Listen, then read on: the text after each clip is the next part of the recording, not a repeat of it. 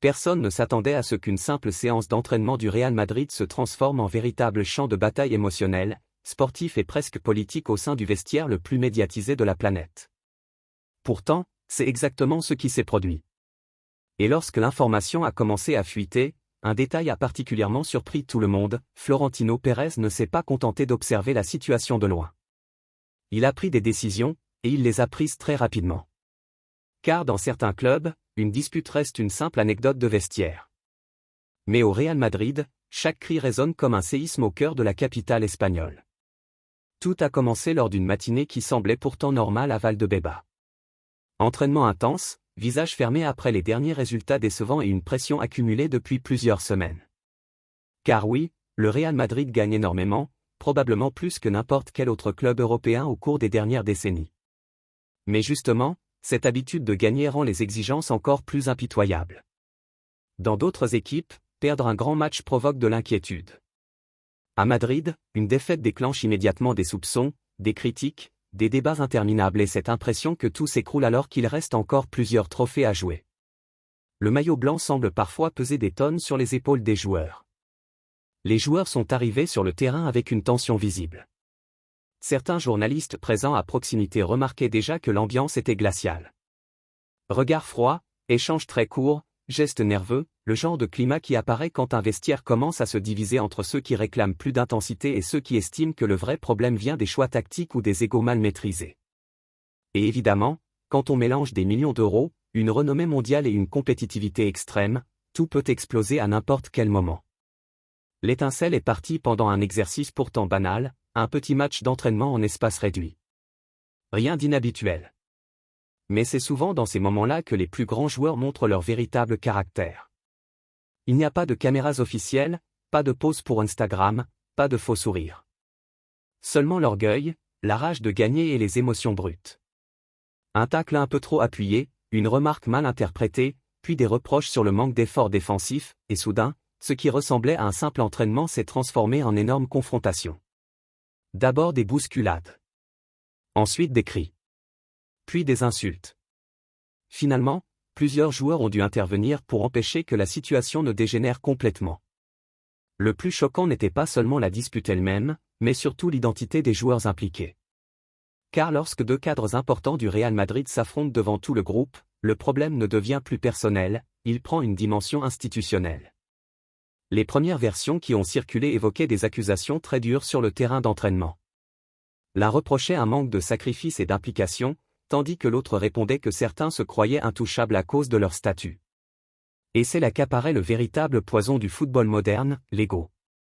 Ce monstre silencieux capable de détruire même les équipes les plus talentueuses du monde. Il y a quelque chose de fascinant dans le fonctionnement des grands vestiaires. Vu de l'extérieur, on aperçoit un groupe uni qui lutte pour des trophées. Mais à l'intérieur, la réalité est souvent beaucoup plus complexe. Une véritable jungle élégante. Des multimillionnaires en compétition permanente, même s'ils portent le même écusson. Tous veulent jouer, tous veulent être les héros, tous veulent obtenir un meilleur contrat, tous veulent faire la une des médias. Et quand les mauvais résultats ou les critiques extérieures s'ajoutent à cela, la cohabitation commence à ressembler à une cocotte minute prête à exploser. Le plus impressionnant, c'est que certains vétérans ont immédiatement tenté d'apaiser la situation. L'un d'eux est même intervenu physiquement pour séparer les joueurs concernés pendant que le staff technique observait la scène avec inquiétude. Car une dispute peut être normale, parfois même bénéfique dans un groupe compétitif. Mais cette fois, une limite dangereuse avait clairement été franchie. Les cris étaient entendus jusque dans d'autres zones du complexe sportif, et dans un club aussi obsédé par son image que le Real Madrid, cela ressemble presque à un péché capital. Carlo Ancelotti a tenté de calmer les tensions avec son style habituel, sérénité, dialogue et expérience. L'Italien a tout vu dans le football, des vestiaires divisés, des guerres internes, des stars ingérables et des joueurs incapables de coexister. Mais même lui a rapidement compris que cette affaire ne pouvait pas se régler avec un simple discours de motivation. Et c'est là qu'entre en scène le véritable homme fort dans l'ombre, Florentino Pérez. Car Florentino ne dirige pas le Real Madrid comme un président classique. Il gère le club comme une immense entreprise mondiale, un symbole historique et une machine de pouvoir. En public, il paraît calme et mesuré, mais à l'intérieur du club, son autorité est immense. Lorsqu'il sent que la stabilité du projet est menacée, il intervient sans hésiter. Et cette fois, il estimait qu'une ligne rouge avait été dépassée. Les réunions ont commencé presque immédiatement. Appels privés, discussions avec l'entraîneur, rapports internes, car Florentino connaît mieux que personne une vérité essentielle, un vestiaire brisé peut détruire une saison entière. Et au Real Madrid, la patience est très limitée. Là-bas, tout se mesure en trophées. Si vous gagnez, vous devenez une légende. Si vous perdez 2 matchs d'affilée, les théories explosent et les débats télévisés donnent l'impression que la fin du monde approche. Selon plusieurs fuites, la direction du club considérait que certains comportements étaient incompatibles avec la discipline exigée à Madrid. Et c'est à ce moment-là que le véritable séisme a commencé. Car une chose est de se disputer, mais défier publiquement l'autorité du groupe en est une autre. Les joueurs impliqués ont été convoqués individuellement, et les discussions n'avaient rien d'amical.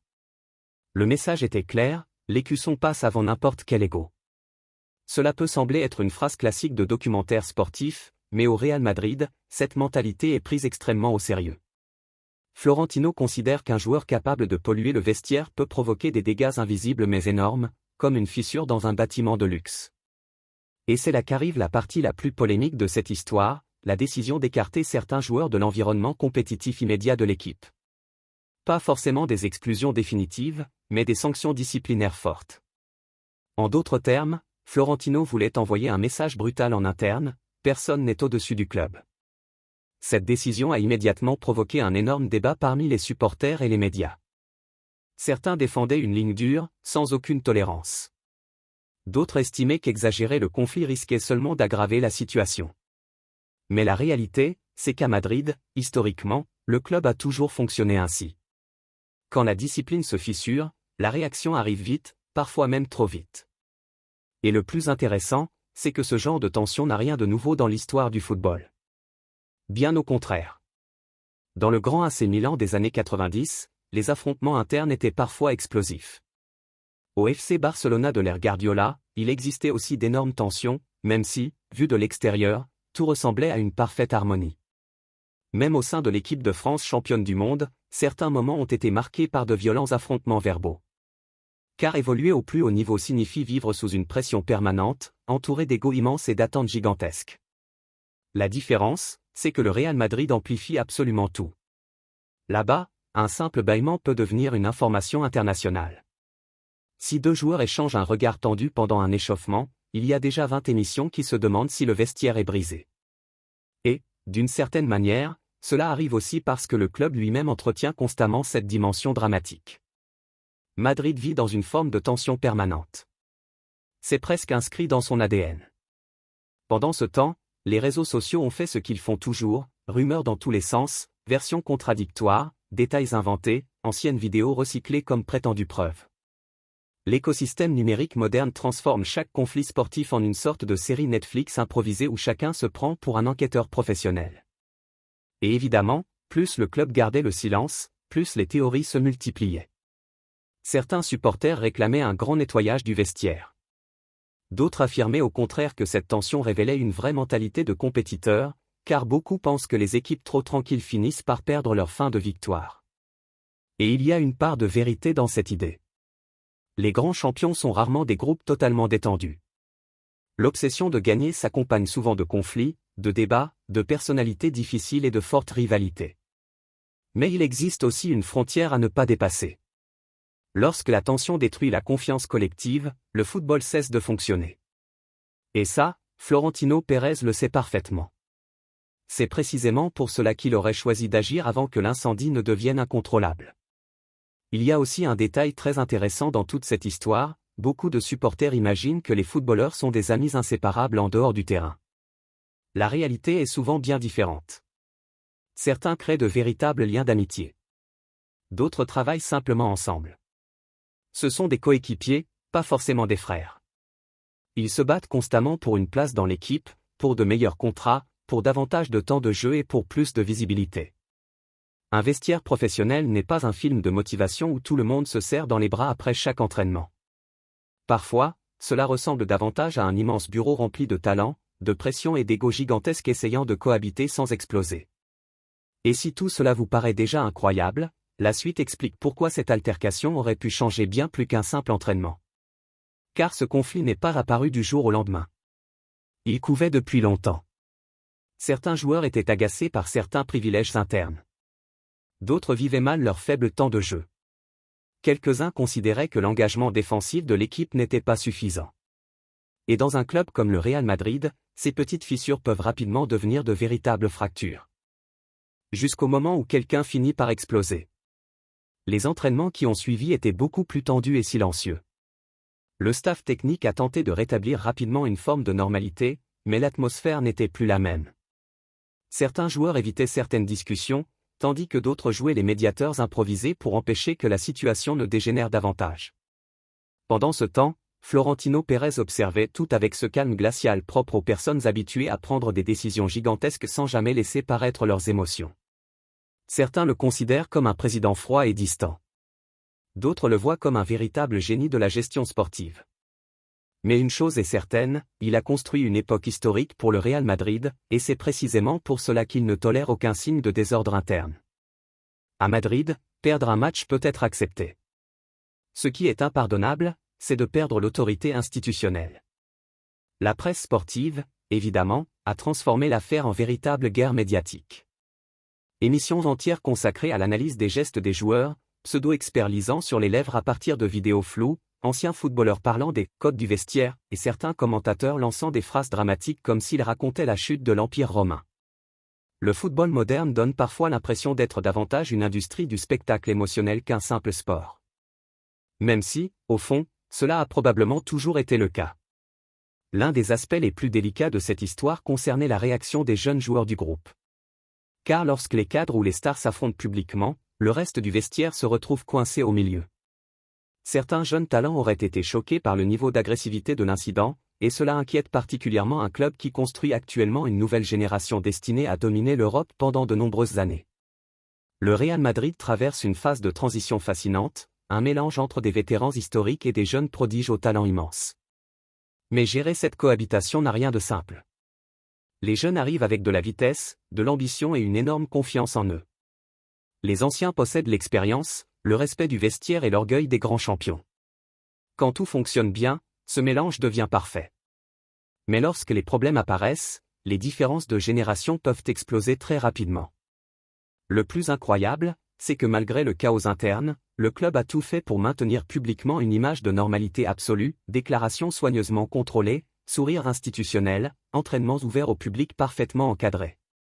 Car le Real Madrid maîtrise l'art de la communication et du récit médiatique mieux que presque n'importe quel autre club au monde. À Madrid, il ne faut jamais donner l'impression de faiblesse. Mais le football possède une caractéristique aussi magnifique que cruelle. Tôt ou tard, le terrain finit toujours par révéler la vérité. On peut cacher les tensions pendant quelques jours, contrôler certaines fuites ou maquiller les discours devant les médias, mais lorsque l'équipe joue, il devient évident de voir si le vestiaire est uni ou fracturé. Et lors de certains matchs qui ont suivi, plusieurs détails ont alimenté les doutes, un langage corporel étrange, des célébrations moins passionnées, des gestes de frustration visibles. Rien de totalement décisif, mais suffisamment pour nourrir encore davantage les débats autour du club. En parallèle, Florentino Pérez continuait de déplacer ses pièces discrètement en interne. Car l'une des plus grandes qualités de Florentino Pérez a toujours été sa capacité à anticiper les problèmes avant qu'ils ne deviennent irréversibles. Certains dirigeants du Real Madrid estimaient qu'il était temps de fixer des limites très claires à l'intérieur du vestiaire. Le problème, c'est qu'au Real Madrid, le silence ne dure jamais très longtemps. En seulement quelques jours, des journalistes proches du club parlaient déjà de sanctions exemplaires. Et c'est là qu'est apparue la phrase qui a littéralement explosé sur les réseaux sociaux. Florentino les vire. Une phrase choc, parfaite pour les gros titres, les débats brûlants et les émissions sportives interminables. Pourtant, la réalité derrière cette histoire était beaucoup plus complexe. Mais médiatiquement, le mal était déjà fait. Et cela révèle quelque chose de très intéressant sur notre manière de consommer le football aujourd'hui. Beaucoup de gens ne suivent plus seulement les matchs. Ils suivent surtout les histoires, les conflits internes, les luttes de pouvoir, les tensions de vestiaire et les drames humains. Le football moderne ressemble de plus en plus à une immense série où les résultats sportifs ne représentent qu'une partie du spectacle total. C'est précisément pour cela que cette affaire a autant explosé médiatiquement. Elle réunissait tous les ingrédients qui fascinent le public, des stars millionnaires, des affrontements internes, des égos gigantesques, des sanctions possibles et la figure de Florentino Pérez agissant presque comme un empereur moderne du football européen. Cette histoire révèle aussi quelque chose de brutal sur le football de très haut niveau, même les plus grands clubs vivent souvent au bord du chaos. La différence, c'est que lorsque l'équipe gagne, tout reste caché derrière les trophées. La victoire masque énormément de blessures internes. Mais dès que les mauvais résultats arrivent, les fissures apparaissent immédiatement. Il existe une phrase très célèbre dans le sport professionnel. Gagner est le meilleur psychologue du monde. Et honnêtement, cette phrase a beaucoup de vérité. Quand une équipe gagne, chacun supporte plus facilement les égos des autres, les frustrations liées au temps de jeu ou certaines décisions controversées. Mais lorsque les défaites s'enchaînent, le moindre petit problème peut devenir une bombe émotionnelle. La situation de Carlo Ancelotti a également été énormément observée après ce conflit. Car gérer les égos est probablement la partie la plus difficile lorsqu'on entraîne le Real Madrid. Bien plus difficile que préparer des tactiques ou organiser un grand match. Le vrai défi consiste à convaincre 20 stars mondiales de croire en un projet collectif alors que chacune veut également briller individuellement. Et même si Ancelotti possède une réputation d'homme calme, proche des joueurs et extrêmement expérimenté, les meilleurs entraîneurs du monde peuvent eux aussi perdre partiellement le contrôle de certaines dynamiques internes, surtout dans un club où la pression est gigantesque. Un autre aspect fascinant concerne la réaction des supporters. Le madridisme possède une mentalité très particulière, il peut être extrêmement exigeant, parfois même impitoyable, mais il admire aussi énormément la rage de vaincre et le caractère compétitif. Certains supporters voyaient cette bagarre comme quelque chose de très négatif. D'autres pensaient exactement l'inverse. Il affirmait préférer des joueurs en colère, obsédés par la victoire et frustrés après une défaite plutôt que des footballeurs indifférents. Et honnêtement, ce débat est passionnant. Le sport de haut niveau vit constamment entre deux extrêmes dangereux. Trop de tension peut détruire un groupe, mais trop peu de tension peut créer du confort et faire disparaître la faim de gagner. Trouver l'équilibre parfait relève presque de l'impossible. Mais une chose est certaine, cet épisode a rappelé une réalité importante. Même les clubs les plus puissants du monde restent vulnérables. En interne. Derrière les contrats gigantesques et les campagnes publicitaires, il y a surtout des êtres humains soumis à une pression monstrueuse. Des personnes observées en permanence, analysées, critiquées, idolâtrées un jour puis détruites médiatiquement le lendemain. Cela ne justifie évidemment ni les comportements agressifs ni les conflits internes, mais cela aide à comprendre pourquoi ce type de situation revient si souvent dans le sport professionnel. Pendant ce temps, Florentino Pérez a encore renforcé son image de président impitoyable lorsqu'il estime que le club doit toujours passer avant les individualités.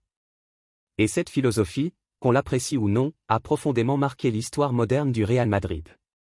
De nombreuses légendes du club sont parties précisément à cause de cette logique, personne n'est éternel, personne n'est plus important que l'écusson. Une idée extrêmement dure, mais profondément ancrée dans la culture madridista. Avec le passage des jours, le bruit médiatique a commencé à diminuer légèrement. Pourtant, les conséquences internes mettront probablement beaucoup plus de temps à disparaître. Car une violente altercation dans un vestiaire ne s'efface pas avec un simple communiqué élégant ou une photo de groupe à l'entraînement. Une confiance brisée demande du temps pour être reconstruite. Et malgré tout, le football possède quelque chose d'extraordinaire, parfois les conflits renforcent un groupe, et parfois ils le détruisent complètement. Tout dépend de la réaction des leaders, de la manière dont le problème est interprété et surtout de la capacité des joueurs impliqués à comprendre réellement ce qui est en jeu. Parce qu'au final, c'est peut-être cela le plus fascinant avec le Real Madrid, cette sensation permanente que le moindre épisode interne peut devenir un événement historique. À Madrid, tout semble plus grand, plus intense, plus dramatique. Même une bagarre à l'entraînement finit par ressembler à une lutte pour le contrôle d'un empire. Et c'est probablement pour cette raison que des millions de personnes restent obsédées par ce club. Parce qu'il n'offre jamais une tranquillité absolue. Il y a toujours de la tension, de la pression, des attentes immenses et une histoire à raconter. À Madrid, on ne vit pas simplement des matchs, on vit des chapitres. Le plus impressionnant, c'est peut-être de penser au nombre d'histoires similaires qui ne deviennent jamais publiques. Combien de disputes violentes restent enfermées à l'intérieur des vestiaires de l'élite ? Combien de relations brisées continuent malgré tout à fonctionner professionnellement uniquement parce qu'il y a des trophées en jeu ? Le football montre souvent une version très maquillée de la réalité interne des clubs. Mais parfois, un événement devient impossible à cacher, et c'est là qu'on aperçoit enfin la vérité derrière le spectacle. Des compétiteurs extrêmes essayant de survivre dans un environnement où perdre n'est tout simplement pas acceptable. Cette altercation à Valdebebas n'était pas seulement un moment de colère. C'était l'explosion accumulée de la pression, des égos, de la frustration et d'une ambition démesurée. Et la réaction immédiate de Florentino Pérez a envoyé un message extrêmement clair. Le Real Madrid peut accepter des erreurs techniques, des mauvais matchs ou même certaines défaites, mais il n'acceptera jamais l'image d'un vestiaire hors de contrôle. Car pour le club le plus puissant du monde, l'autorité institutionnelle est presque aussi importante que les trophées eux-mêmes. Et c'est là que se trouve la véritable brutalité de cette histoire. Pas dans les cris. Pas dans les bousculades. Pas même dans les décisions prises ensuite. Le plus violent, c'est de comprendre le niveau de pression psychologique qui existe à l'intérieur d'un géant comme le Real Madrid. Un endroit où chaque entraînement peut ressembler à une finale, et où le moindre conflit menace de devenir un séisme international. C'est ainsi que fonctionne le football lorsqu'il atteint des dimensions gigantesques.